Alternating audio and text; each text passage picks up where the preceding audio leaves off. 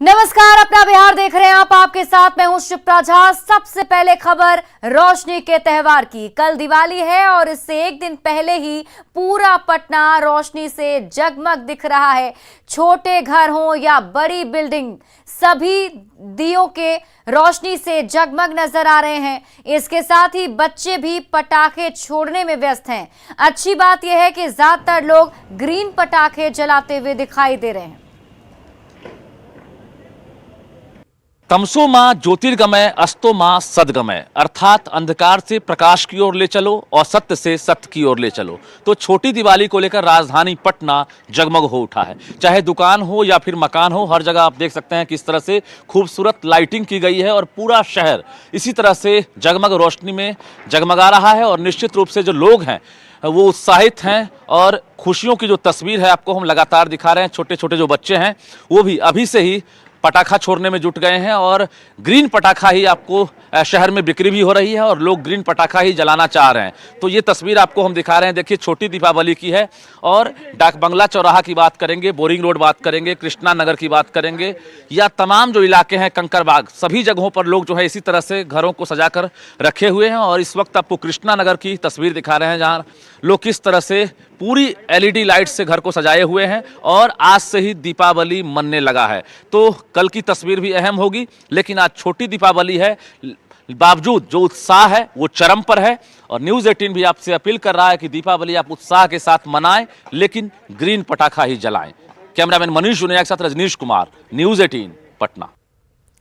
और दिवाली से पहले जहानाबाद में दीपोत्सव कार्यक्रम का आयोजन किया गया। संगम घाट पर मिट्टी के 17,000 दिए जलाए गए, जिससे पूरा संगम घाट रोशन हो गया। आयोजकों ने कहा कि इसका मकसद लोगों को अपनी संस्कृति बचाने के लिए जागरूक करना था।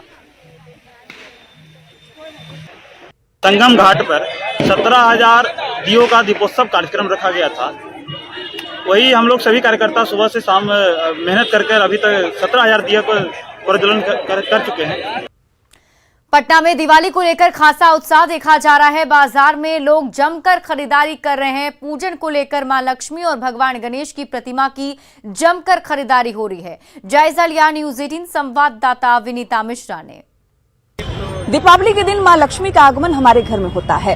बुद्धि के देवता गणपति की आराधना भी की जाती है, जिसके लिए हमारे घर में रोशनी ही रोशनी नजर आती है। रोशनी का त्योहार भी दीपावली को कहते हैं और रोशनी से सजाकर अपने घर को मां लक्ष्मी के आगमन के लिए तैयार करते हैं। इसीलिए सबसे पहले मां लक्ष्मी और भगवान गणेश की प्रतिमा घर में आती है और एक से बढ़कर एक मां लक्ष्मी और गणेश की प्रतिमा लोगों को भा रहा है। लोग खरीदारी भी कर रहे हैं और देख सकते हैं यहाँ पर भगवान गणेश और मां लक्ष्मी की एक से बढ़कर एक प्रतिमाएं हैं, क्योंकि बुद्धि के देवता गणपति और लक्ष्मी की आराधना दिवाली की रात की जाती है। और उसके मद्देनजर जो लोग हैं वो आ रहे हैं, खरीदारी भी कर रहे हैं।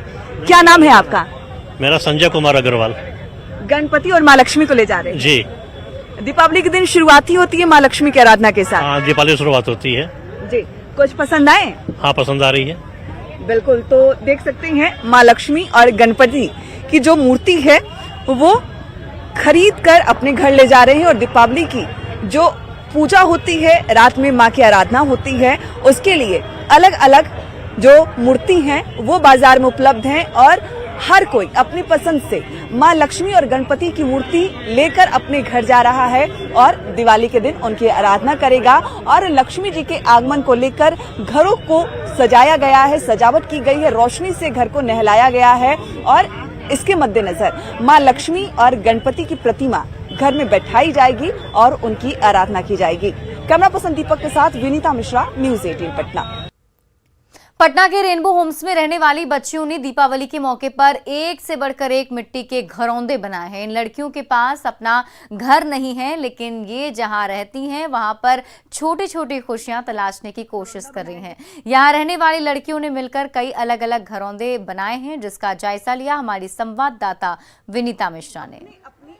दीपावली के दिन हम अपने घर को खूबसूरत बनाते हैं, उसे सजाते हैं, लेकिन जो छोटे बच्चे होते हैं वो घरौंदों को सजाते हैं।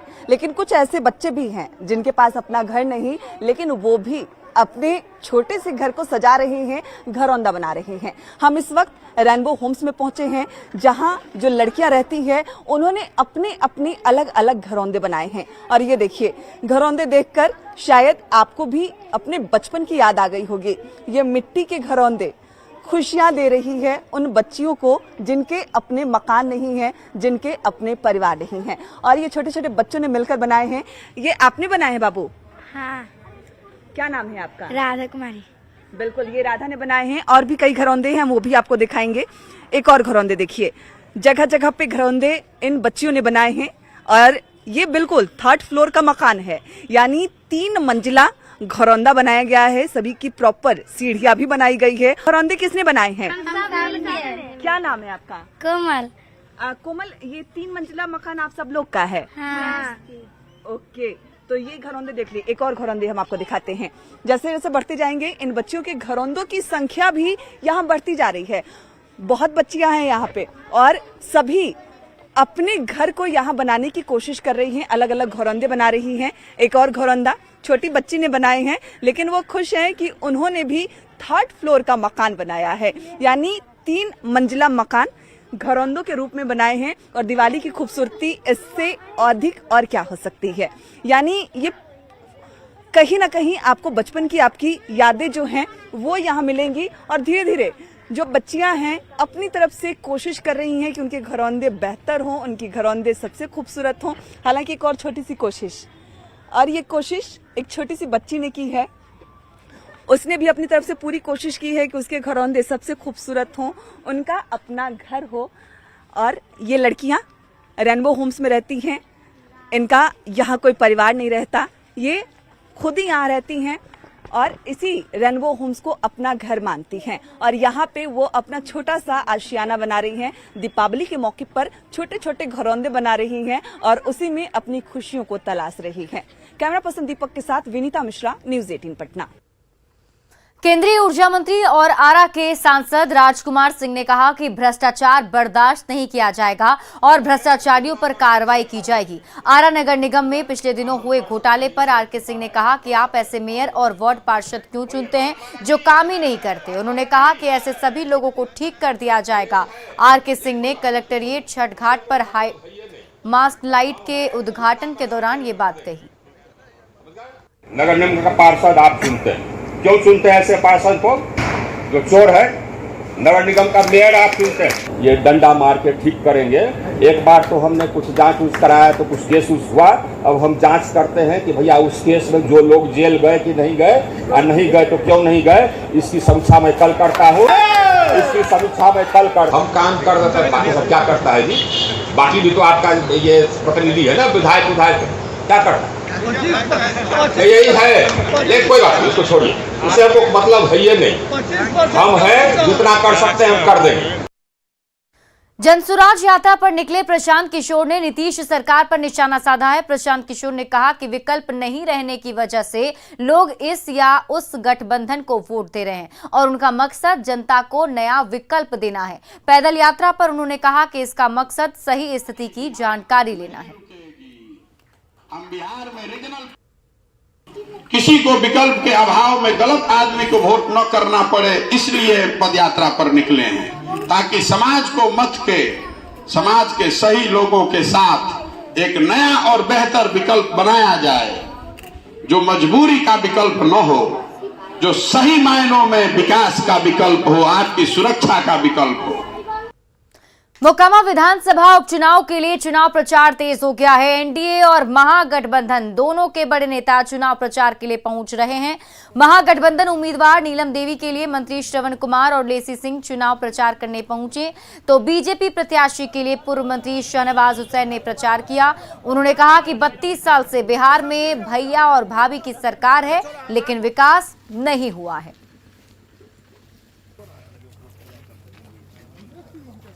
32 साल से तो 90 से लेके अभी तक दोनों भाई और भाभी की सरकार रही। लालू भाई साहब की, नीतीश भाई साहब की, राबड़ी भाभी, यही ना मुख्यमंत्री रहे 32 साल लगातार। तो अब तो ज्वाइंट हो गया ना कंपनी, राजद की कंपनी या जदयू की कंपनी का ज्वाइंट वेंचर हो गया ना। देखिए, यहाँ की जनता ने, यहाँ जो पहले से सेवा करते आ रहे हैं, अनंत सिंह जी ने 5 बार जीत दर्ज की। ये लोगों का प्रेम और आशीर्वाद का ही नतीजा है कि 5 बार उन्होंने जीत दर्ज की और 6ठी बार नीलम देवी जी को भी उसी उत्साह के साथ भारी अंतर से जीत लोग दिलाएंगे, आशीर्वाद देंगे। गया में एक सरकारी स्कूल से 213 कार्टन शराब बरामद की गई है। पुलिस ने मुफस्सिल थाना क्षेत्र के बिरहा गांव में छापेमारी की, जहां एक कमरे में शराब रखी थी। पुलिस के मुताबिक शराब दिवाली में खपाने के लिए रखी गई थी। पुलिस को खबर मिली थी कि स्कूल के एक कमरे में भारी मात्रा में शराब रखी है, जिसके बाद छापेमारी की गई। शराब किन लोगों ने रखी थी, ये पता लगाने की कोशिश की जा रही है। वहाँ पर माध्यमिक विद्यालय के एक रूम में, भवन के निचले तल्ला में एक रूम में, जिसमें भूसा रखा हुआ था और उसी में देसी शराब का करीब 213 कार्टून और 10,224 बोतल, जिस बोतल पर संतरा चॉइस लिखा हुआ है, और 1840 लीटर कुल शराब की बरामदगी हुई है। सिवान में एक वीडियो वायरल हो रहा है, जिसमें एक बाइक जलती दिख रही है। लोगों का कहना है कि कुछ अपराधी लूट की वारदात को अंजाम दे रहे थे। इसी दौरान वहां ग्रामीण जमा हो गए और अपराधियों की बाइक में आग लगा दी। वीडियो महाराजगंज थाना क्षेत्र के भगौछा गांव का बताया जा रहा है। बेतिया में दबंगों ने घर में आग लगा दी और महिला पर जानलेवा हमला भी कर दिया। मामला चनपटिया के गिद्धा गांव का है। पीड़ित के मुताबिक जमीन विवाद में लोगों ने घर में आग लगाई थी। बताया जा रहा है कि 6 की संख्या में पहुंचे लोगों ने घर में आग लगाई और इसका विरोध करने पर हमला कर दिया। पुलिस अब तक किसी को गिरफ्तार नहीं कर पाई है। आगे जब करता करता क्या फिर खोले को लिया, ओकरा ढा दलो, दाब लिया लो, दाब चला दलो, घर में हमरा आगे लगा दलो। अब कहता लो तन के मुंह आदम से दे जा, तन के ना रह जाके आके आग अभी नहीं जाना लोग लगे बर्तन चले पीछे से आग लगा देलो। आ गाय खोले गोइन तले दाब चला के मार देलो। कौन आग लगा? कोगो घर जरल बा? दूगो हमर घर जर गइल बा, सारी सामान वही में बा हमार। सिवान पुलिस ने व्यापारियों से रंगदारी मांगने वाले 3 अपराधियों को गिरफ्तार किया है, जिनके पास से कट्टे और कारतूस बरामद किए गए हैं। पकड़े गए अपराधियों के नाम संदीप कुमार, विकास कुमार और आकाश कुमार हैं। इन अपराधियों ने व्यवसायी धर्मार्थ सिंह से 25 लाख की रंगदारी मांगी थी और रुपए नहीं देने पर 15 अक्टूबर को दुकान पर अंधाधुंध फायरिंग भी की थी। इसके बाद एक कपड़ा व्यवसायी मोहन गुप्ता से 10 लाख रुपए की रंगदारी की मांग की गई थी। संलिप्त अपराधकर्मी थे, 4 अपराधकर्मी थे इसमें संलिप्त, जो कि आकर गोलीबारी किए थे। उसमें से 3 अपराधकर्मी गिरफ्तार किए गए, 2 पिस्टल और 3 गोली। और घटना में जो प्रयुक्त मोबाइल था जिसे मांग की जा रही थी, वह मोबाइल, उसके अलावा और भी मोबाइल और घटना में प्रयुक्त मोटरसाइकिल, ये सारा बरामद किया गया और इन तीनों की गिरफ्तारी की गई। पटना पुलिस ने मोबाइल की दुकान में चोरी करने वाले 3 लोगों को पकड़ा है। इन लोगों ने कंकड़बाग इलाके में चोरी की वारदात को अंजाम दिया था। 19 अक्टूबर को दुकान की शटर काटकर मोबाइल की चोरी हुई थी, जिसकी कीमत करीब 8 लाख रुपए थी। पुलिस ने सीसीटीवी फुटेज के आधार पर चोरों की पहचान की और 3 लोगों को गिरफ्तार कर लिया है, जबकि एक अब भी फरार है। इन लोगों को जब गिरफ्तार किया गया तो इन्होंने बताया और स्वीकार किया कि कैसे कैसे इन्होंने चोरी की घटना को अंजाम दिया और इसमें 3 लोग शामिल थे और पिकअप वाहन से ये लोग आए थे। और उसके बाद इन्होंने कुछ औजार जो होते हैं जो रात्रि में जग विभेदन के लिए यूज़ किया जाता है, जैसे कटर और पिचकस और अन्य कई जो है सलाई रिंच या अन्य जो औजार होते हैं, जिसके माध्यम से ये लोग कई बार शटर काटते हैं, ताला काटते हैं और रात में जो है चोरी की घटना को अंजाम देते हैं। जहानाबाद के काको प्रखंड के कोशियावा गांव में मूलभूत सुविधाओं का अभाव है, ना सड़क है ना पुलिया है। ऐसे में यहां के युवाओं की शादी में काफी दिक्कतें आती हैं। कई ग्रामीण यहां से पलायन कर चुके हैं और कई पलायन करने की तैयारी में हैं।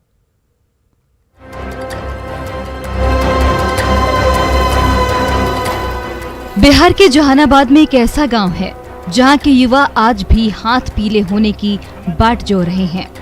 वजह जानेंगे तो आपको हैरानी होगी। दरअसल आजादी के इतने साल बाद भी काको प्रखंड के कोशियावा गांव में मूलभूत सुविधाओं का अभाव है। यहाँ न तो सड़क है न ही पुलिया है। साल के 8 महीने नहर के पानी में घुसकर ग्रामीणों को आना जाना पड़ता है। दिक्कत तो बहुत बड़ी दिक्कत है सर। यहाँ पे आने जाने का साधन नहीं है, पानी आप देख रहे हैं भरा हुआ है, और यहाँ पे खास करके लोग बीमार पड़ जाते हैं, या तो आने जाने में परेशानी होती है। बहुत लोग यहाँ पे डूब कर भी मर गए। और सबसे बड़ी दिक्कत ये है सर कि ये 3 गांव में शादी विवाह बंद है। यहाँ बच्चे और बच्चियाँ की शादी नहीं हो पाते हैं। कारण, सबसे बड़ा कारण यही है कि यहाँ आने जाने का साधन नहीं है। जो भी बेटी के बाप आते हैं वो कहते हैं कि इस गांव में हम शादी नहीं करेंगे। बड़ी बात यह है कि जितने भी जनप्रतिनिधि इस क्षेत्र से चुने गए हैं, सभी ने पुलिया निर्माण को प्राथमिकता देने का वादा किया था। बावजूद इसके लोग आज भी पुल का इंतजार कर रहे हैं और किसी तरह गुजर बसर कर रहे हैं। खासकर बरसात के दिनों में इनकी परेशानी ज्यादा बढ़ जाती है। एडवांस लोग परिवार भी आते हैं शादी ब्याह के नाते, लेकिन रास्ता देखकर ही वो वापस लौट जा रहे हैं। और बहुत किल्लत के साथ मजबूरी बस कोई ऐसा चाहते हैं वो शादी कर पाते हैं।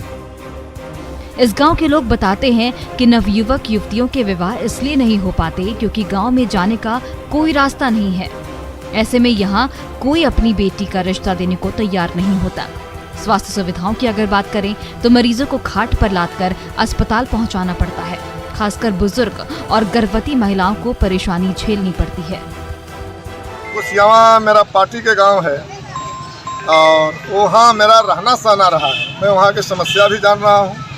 उसको हम बिहार विधानसभा में हमने उठाया और विभाग ने मुझे बताया, ग्रामीण कार्य विभाग ने, कि वहाँ हम जाकर के उसका एस्टीमेट बना दिए हैं और बिहार विधानसभा में ये सचिवालय में हम भेज चुके। सड़क नहीं होने की वजह से कई ग्रामीण यहाँ से पलायन कर चुके हैं और कई पलायन करने की तैयारी में है। उम्मीद है इस खबर को दिखाए जाने के बाद सरकार की नींद खुलेगी और गांव में विकास की रोशनी आ पाएगी। एक तरफ जहां शहर से लेकर गांव तक विकास के काम हो रहे हैं, दूसरी तरफ कुशियावा जैसा गांव भी है जहां के लोगों की परेशानी है कि साल के 7 से 8 महीने गांव में जाने के लिए पानी से होके जाना पड़ता है। पास के गांव तक सड़क है लेकिन यहाँ पर कोई आवाजाही का साधन नहीं है, पुल या सड़क नहीं है, जिसके वजह से यहाँ के लोग परेशान हैं। सबसे ज़्यादा परेशानी युवाओं की है जिनकी शादी के लिए भी दिक्कत होती है। आखिर शादी इस गांव में करे कौन जहां रास्ता जाने के लिए है ही नहीं। राजीव रंजन विमल, न्यूज़ 18, जहानाबाद। दीपावली की खुशियां कभी कभी थोड़ी लापरवाही से परेशानी में बदल जाती है। दीपावली रोशनी का त्योहार है। लोग खुशियों में पटाखे जलाते हैं, लेकिन पटाखे जलाते समय थोड़ी सी असावधानी भी बहुत बड़ा वजह हो सकता है, जिसकी वजह से आपको काफी नुकसान पहुंच सकता है। ऐसे में अगर आपको कोई परेशानी हो तो क्या करना चाहिए और कैसे खुद का बचाव कर सकते हैं, पटना के प्रसिद्ध नेत्र चिकित्सक से बातचीत की न्यूज़ 18 संवाददाता विनीता मिश्रा ने। पटाखे छोड़ते वक्त उचित दूरी मेंटेन करें ताकि पटाखों के स्प्लिंटर आपके आंख को या कहीं और उसको डैमेज नहीं कर सके, क्योंकि उसमें एक तो मिसाइल इंजरी भी होता है और थर्मल इंजरी भी होता है, यानी कि वो जल सकता है। तो जल सकता है, वो हाथ जलेगा चाहे आप अंदर पटाखे करेंगे क्या, या फिर उड़ करके आपके आंखों में आ सकता है। तो अगर आप चश्मा पहनते हो तो चश्मा जरूर लगाएं, क्योंकि स्प्लिंटर से आपकी आंखें बच सकेंगी। चश्मा नहीं पहनते हो तो सेफ्टी गॉगल्स लगाएं कि आंखें बची रहेंगी। अब मिसाइल या स्प्लिंटर आंखों में बहुत श्रेणी में बहुत डिग्री का इफेक्ट कर सकता है। एक फॉरेन बॉडी से लेकर के जो आंख के अंदर बारूद चला गया, तो उसके लिए आप आंख जबरदस्ती खोलने का प्रयास न करें। पानी से आंख को धोएं। तकलीफ नहीं ठीक होने पर नेत्र चिकित्सक से संपर्क करें। लेकिन इसमें अगर मिसाइल आके आएगा तो वेरिंग डिग्री ऑफ इंजुरीज हो सकते हैं।